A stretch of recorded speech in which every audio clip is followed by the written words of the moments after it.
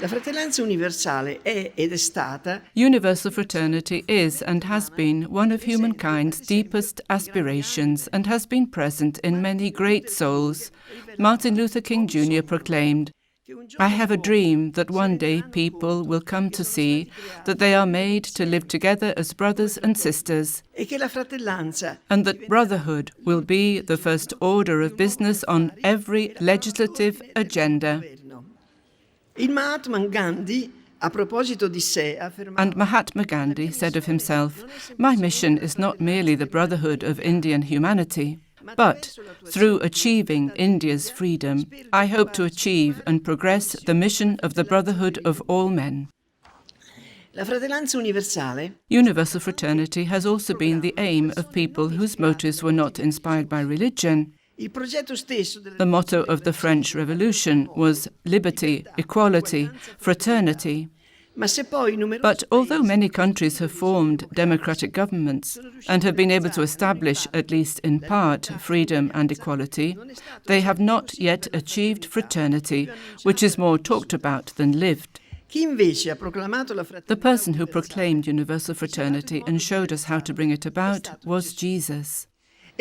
By revealing God as our Father, he broke down the walls separating people who are the same from those who are different, the walls separating friends from enemies. He freed every person from 1,000 types of exploitation and slavery and from every unjust relationship, bringing about an authentic revolution, one that is existential, cultural, and political.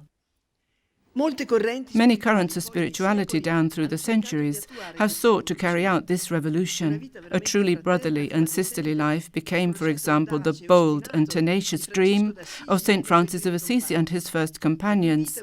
His life was an admirable witness to fraternity that embraces all things, not only men and women, but the entire cosmos, including Brother Sun, Sister Moon, and the stars. The tool Jesus gave us to bring about a sense of family in the world is love, a great love, a new type of love that's different from what we usually understand by that word. In fact, Jesus transplanted on earth the way love is lived in heaven. This love requires us to love everyone, and not just our family and friends.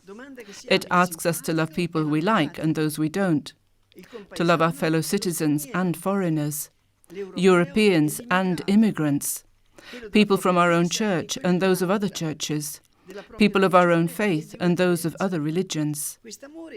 This kind of love asks us to love even our enemies and to forgive them if they've done us wrong. What I am talking about is, therefore, a type of love that doesn't differentiate among people. It considers those who are physically close to us, but also those we speak about or hear about, those whom we serve each day with our work, the ones we read about in the papers or see on television. Because this is how God our Father loves. He sends sun and rain on all his children, the good and the bad, the just and the unjust. A second characteristic of this love is to be the first to love. The love that Jesus brought on earth is, in fact, a disinterested love. It doesn't expect other people to love us, but always takes the initiative. Just as Jesus himself did when he gave his life for us while we were still sinners and therefore not loving.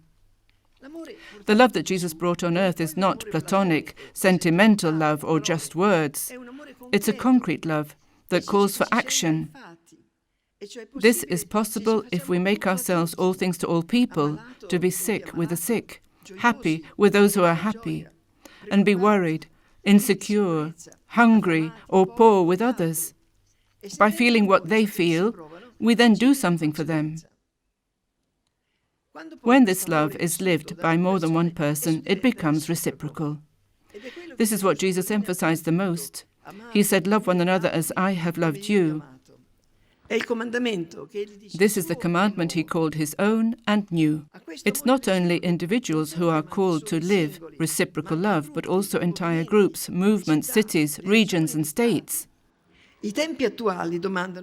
Our modern times demand that the disciples of Jesus acquire a Christian social conscience. It's more than ever necessary to love other countries as our own.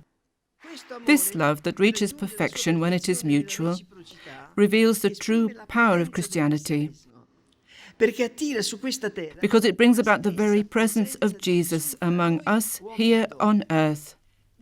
Didn't Jesus say, "Where 2 or 3 are gathered together in my name, there am I in the midst of them"?